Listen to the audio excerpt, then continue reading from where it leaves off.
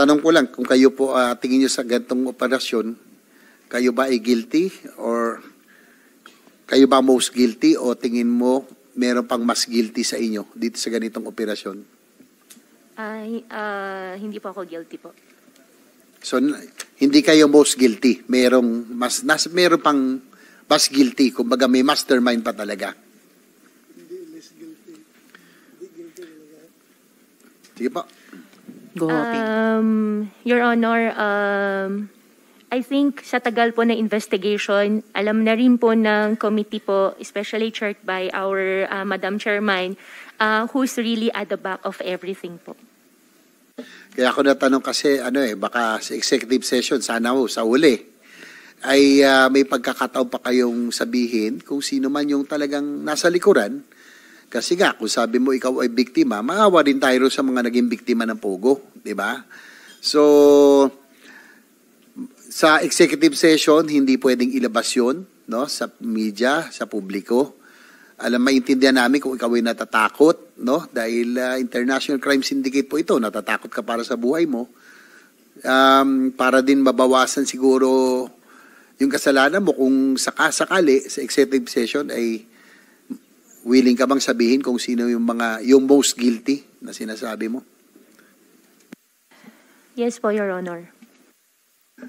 Madam Chair, so I wrap up. So I'm expecting that Ms. Alice Go will divulge the real masterminds of the operation of this International Crime Syndicate, and we'll be responsible for her safety. So alam ko naman natin yun, pero sana po masabi po niya sa totoo. So she said yes already. So we will just await for the executive session. Thank you, Madam Chair. Maraming salamat, Senator JV.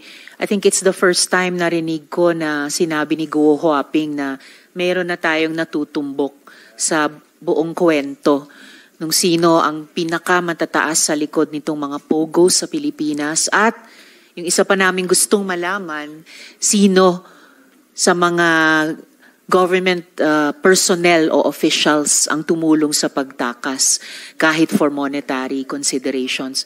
So if at the proper time gagawa ng motion si Senator JV for an executive session, posible sa susunod at posibleng huling hearing, the chair will be very open to that. Pag-isipan nyo rin yan. Kuhuaping, maghingi ka ng payo sa iyong mga abogado para kung gagawin natin yung prosesong iyon, make the most use of it.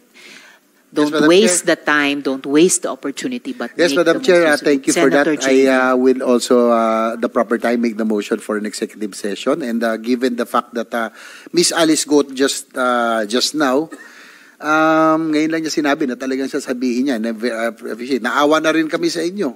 Bugbog ka na 13 hours, no? Nakakapagod din emotionally.